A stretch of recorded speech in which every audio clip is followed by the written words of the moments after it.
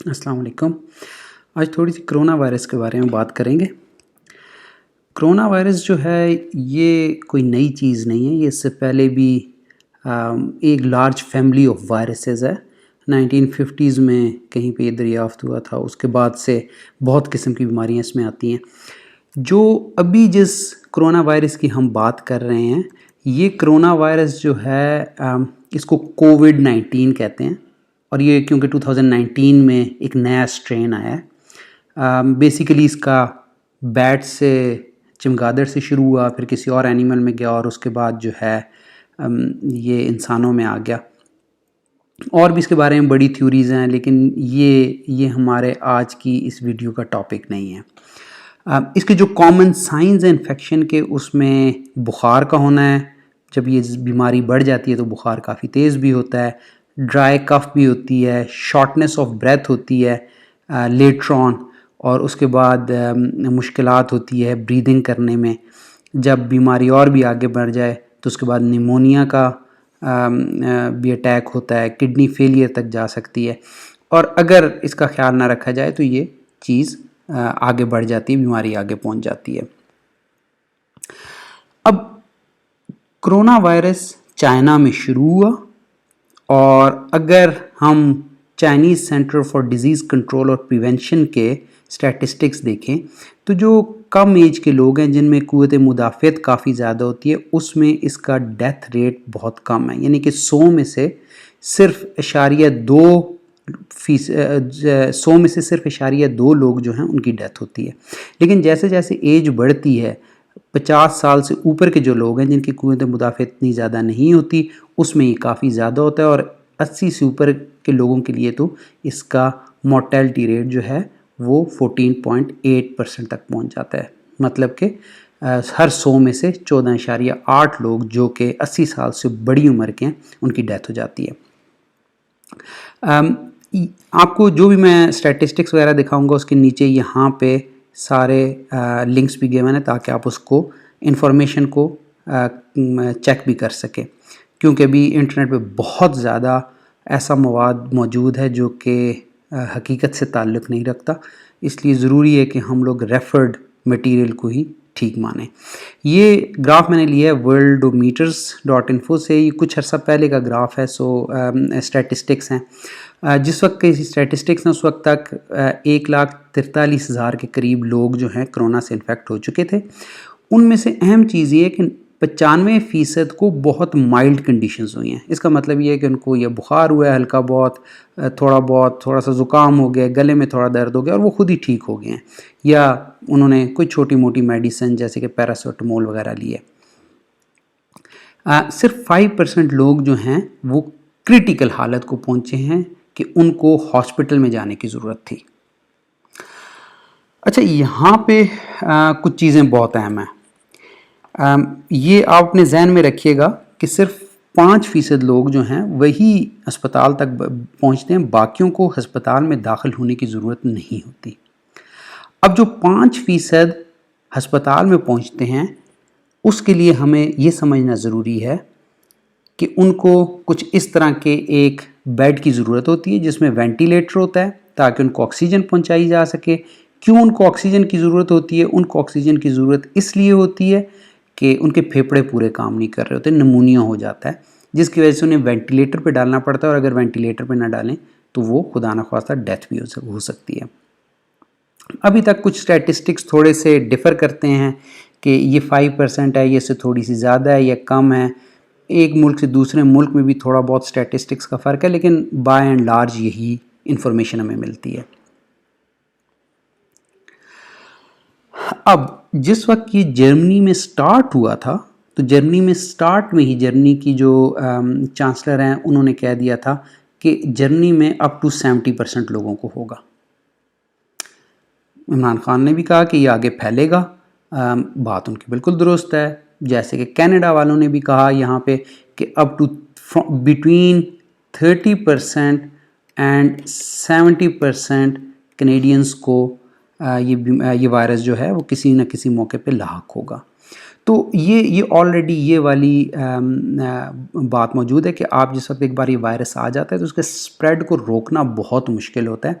जैसे कि चाइना में बहुत एक्सट्रीम मेजर्स लिए गए, इटली में बहुत एक्सट्रीम मेजर्स लिए गए, लेकिन फिर भी इटली में आप देखें कि अब बहुत ज़्यादा डेथ्स हो रही हैं। इटली ने टोटली लॉकडाउन करने की कोशिश की, जो कि पाकिस्तान की हुकूमत भी करने की कोशिश कर रही है। जबकि हम बरतानिया की बात करें तो बरतानिया ने उतनी सख्ती नहीं रखी, लेकिन अब उनको भी अपनी पॉलिसी को रिवाइज़ करना पड़ रहा है, क्योंकि उन्होंने जिस तरीके से इसके साथ लड़ने की कोशिश की वो एक सही तरीका नहीं साबित हुआ। तो अगर 70% लोगों को जर्मनी में होगा, बाकी ममालिक भी यही कह रहे हैं कि 30 से 70% लोगों को होगा, तो फिर हम पाकिस्तान में भी बहुत ईजीली एज्यूम कर सकते हैं कि पाकिस्तान में भी 70% लोगों को कोरोना वायरस होना ही होना है। तो अगर पाकिस्तान में 70% लोगों को कोरोना वायरस होना ही होना है, तो फिर ये क्यों इतना हमने मसला बनाया हुआ है?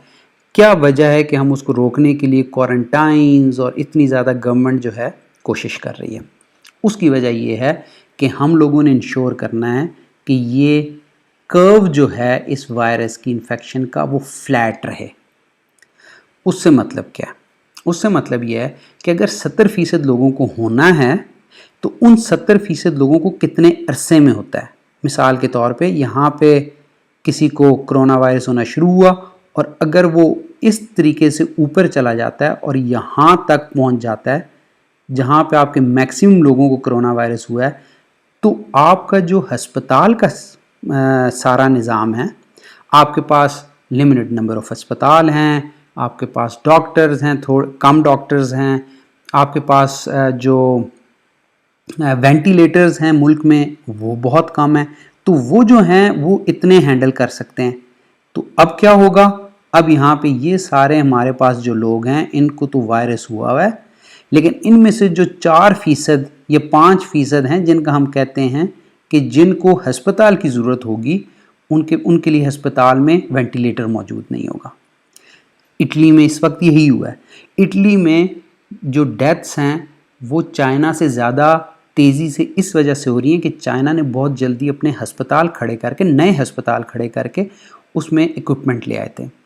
और इटली जिसकी के जहाँ पे लोगों की सेहत बहुत अच्छी होती है, उसमें एकदम ये स्पाइक बहुत ज़्यादा आया, बहुत लोगों को एक साथ कोरोना वायरस हो गया, जिसकी वजह से उनके अस्पतालों में जगह नहीं थी। अमेरिका में भी इस वक्त यही बात हो रही है और वहाँ पे एथिक्स कमेटीज़ हैं कि अगर हमारे पास ऐसी स्पाइक आ गई जैसे कि इटली में देखी गई है या इधर इस ग्राफ में नज़र आ रही है, तो फिर डिसाइड करना पड़ेगा कि किसको बचाया जाए और किसको अल्लाह के रहम करम पे छोड़ दिया जाए, जैसे जो भी हो। तो ये एक बड़ी सैड सिचुएशन होती है। इस वजह से कोशिश ये कर रही है गवर्नमेंट, जो इतनी ज़्यादा वो मेहनत कर रही है कि लोगों को होना तो है, तमाम दुनिया में हो रहा है, लेकिन इस कर्व को ऐसा फ्लैट रखा जाए, ऐसे फ्लैट रखा जाए कि 70% लोगों को ही हो, लेकिन जितनी कैपेसिटी है जो मुल्क संभाल सकता है, जितनी हेल्थ बजट है, जो हमारे पास वेंटिलेटर्स हैं, उसके अंदर अंदर ही सारे लोग हों, ताकि हमें किसी मौके पे ये ना डिसाइड करना पड़े कि किसको हम वेंटिलेटर देंगे और किसको अस्पताल से बाहर निकाल देंगे, जो कि बहुत से मुल्कों में हो रहा है। इटली में हो रहा है, बाकी ममालिक में भी इस तरह की बातें हो रही हैं कि डिसीजन हम कैसे लेंगे। तो हम लोगों का जो पाकिस्तान में मेजर गोल है, जिसके लिए हम लोगों ने कोशिश करनी है, वो ये करनी है कि हमने कर्व को फ्लैट कर देना है। ठीक है। अच्छा, अब यहाँ पे हम पाकिस्तान के हिसाब से अगर बात करें तो मैं एक न्यूज़ चैनल पे सुन रहा था जिसमें एक डॉक्टर साहब बता रहे थे कि हमारे पास पाकिस्तान में 15,000 से 20,000 के दरमियान वेंटिलेटर्स पूरे पाकिस्तान में मौजूद हैं। और इस्लामाबाद में पिम्स की बात करें तो उनके पास काफ़ी ज़्यादा वेंटिलेटर्स हैं, लेकिन वो सारे इस्तेमाल हो रहे हैं। उनमें से सिर्फ 2 वेंटिलेटर्स कोरोना के पेशेंट्स के लिए रखे गए हैं, और ये भी 15 से 20,000 जो हैं पाकिस्तान में, ये वेंटिलेटर्स इस वक्त मरीज़ों के इस्तेमाल में। लेकिन चलें हम कहते हैं कि नहीं, सारे के सारे कोरोना के लिए अवेलेबल हो जाते हैं और हमारे पास 30,000 वेंटिलेटर्स हैं, हमने 10,000 कहीं और से भी ख़रीद लिए हैं। अब पाकिस्तान की आबादी जो है वो 19 करोड़ है। उनमें से अगर 70% लोगों को कोरोना वायरस होता है तो इसका मतलब है एक वक्त पे 13.8 करोड़ लोगों को होना है। और वो सारे अगर और उनमें से 4% जिनको अस्पताल की ज़रूरत हो सकती है, वो नंबर बनता है 55 लाख। तो अब आप ये देखें कि अगर इन सारे लोगों को, अगर हम लोगों ने एहतियात ना की और हम लोगों ने मरी घूमने फिरने का प्रोग्राम ना तर्क किया, सी व्यू पे जाना ना छोड़ा और शादी ब्याह और इस तरह के फंक्शंस को अटेंड करना ना छोड़ा और ऐसी स्पाइक हमारे पास आ गई, तो हमारा हेल्थ सिस्टम तो इटली और बाकी ममालिक के मुकाबले में बहुत पीछे है। हमारे पास बिस्तर होंगे 30,000 और हमारे पास मरीज़ होंगे 55 लाख। तो आप ये सोच लें कि 30,000 को बचाया जाएगा, बाकी जो हैं वो किस तरीके से गुजारा करेंगे। इस वजह से अगर हम फ्लैट, हमें तो बहुत ज़्यादा फ्लैट करने की ज़रूरत है, ऐसा कर्व फ्लैट हो कि इस तरीके से हो जाए। और इवन 70% से भी हम कम कर देते हैं। हम कहते हैं कि पाकिस्तान में 19 करोड़ में से 30% को होगा।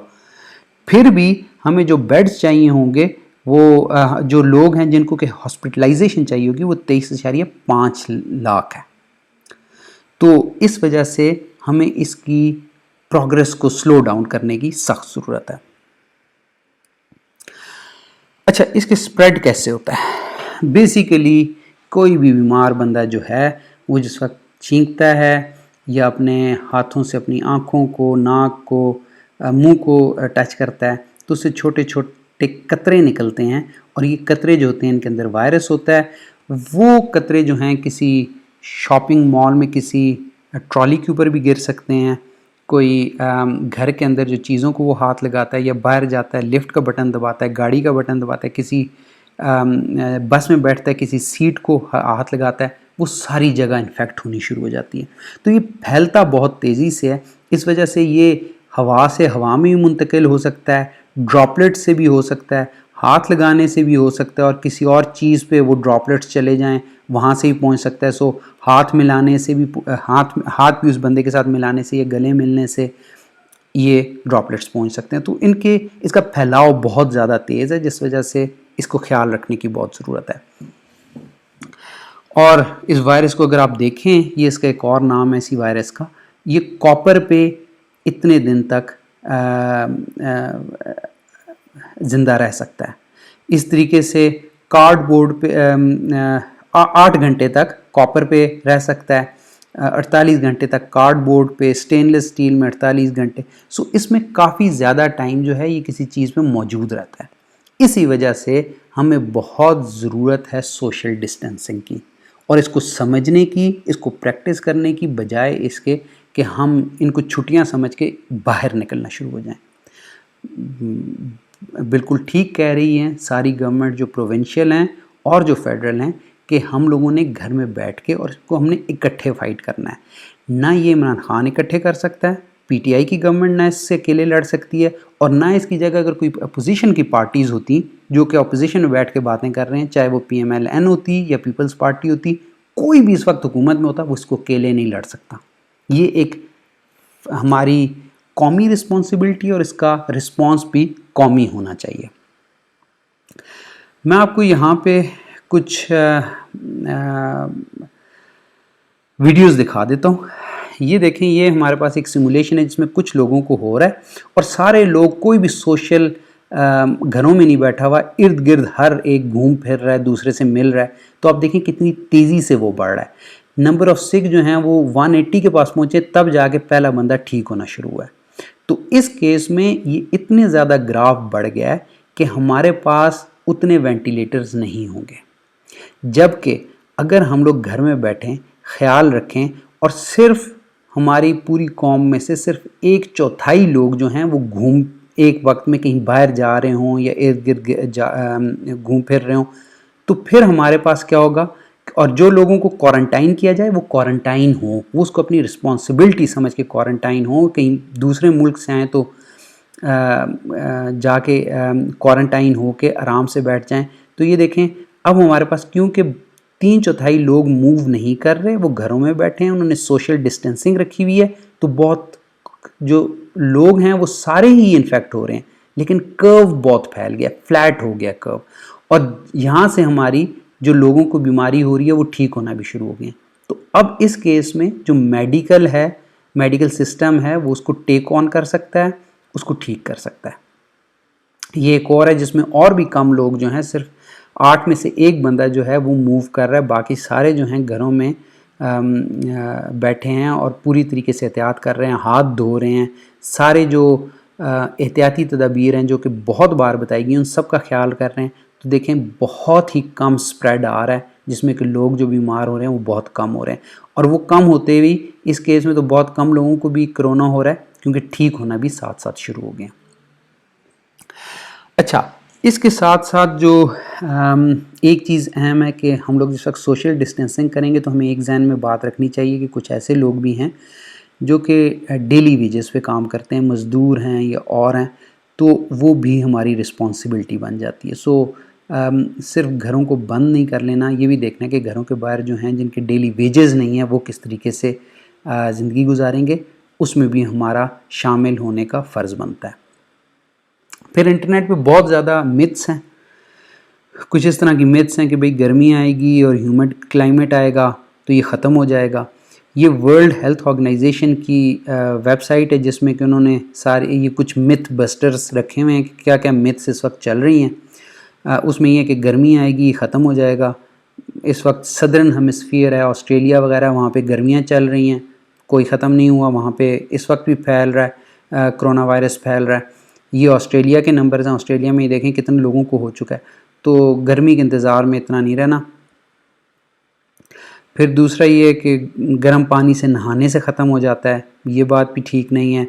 मॉस्किटो बाइट से ये नहीं फैलता, सो गर्मियाँ आने से कोई ज़्यादा बढ़ेगा नहीं, बल्कि हो सकता है इसका रेट थोड़ा सा कम ज़रूर हो जाए, क्योंकि लोग अंदर बंद जगहों पे नहीं रहते, और जैसे कि फ्लू कम हो जाता है शायद ये भी कम हो जाए। इस तरीके से और भी यहाँ पे मिथ्स हैं, इनको आप पढ़ें और जो एडवाइस लें वो पॉलिटिशियंस को मेडिकल एडवाइस नहीं देनी चाहिए, और मेडिकल एडवाइस ठीक जगह से आनी चाहिए। इसी तरीके से एक और मिथ बड़ी चल रही है, कीप योर माउथ मॉइस्ट और drink a lot of water to prevent infection. ये बड़ा कहा जा रहा है कि हर 15 मिनट बाद जो है आप पानी पी लें तो मसला हल हो जाएगा। ये यहाँ पे दूसरी मिथ भी है, drink water often to flush virus into your stomach where acid will kill it. इस बात की कोई भी गारंटी नहीं है, कोई ऐसा अभी तक साइंटिफिक मवाद सामने नहीं आया जिससे पता चले कि पानी पीने से जो है ये वायरस जो है नीचे निकल जाता है और लंग्स तक नहीं पहुंचता। सो इस तरह की मिथ्स पे बिलीव करके आप सिर्फ अपने आपको ख़तरे में डाल रहे हैं, क्योंकि आप पानी पी के समझेंगे कि आप महफूज हैं, जबकि आप महफूज नहीं होंगे। महफूज होने का वही तरीका है जो कि बहुत जगह पे बताया गया, हाथ धोएं, सोशल डिस्टेंसिंग करें और लोगों से दूर रहें। तो यही बात मैंने करनी थी, और मैं बड़ी खुशी हुई मुझे कि नस्ट के रिसर्चर ने एक टेस्टिंग किट भी बनाई है। हम लोगों ने इस बार बैठ के सिर्फ इंतज़ार नहीं किया कि कहीं पे किट्स मिलेंगी और हम वहाँ से सिर्फ लेंगे, लेकिन उन्होंने नस्ट ने खुद बनाई। आई होप कि इस तरीके से वैक्सीन की तैयारी में भी कुछ लोग, कुछ लैब्स हमारी काम कर रही होंगी, मेहनत कर रही होंगी। अल्लाह करे कि उनको भी कामयाबी हो। बहुत शुक्रिया। अस्सलाम वालेकुम।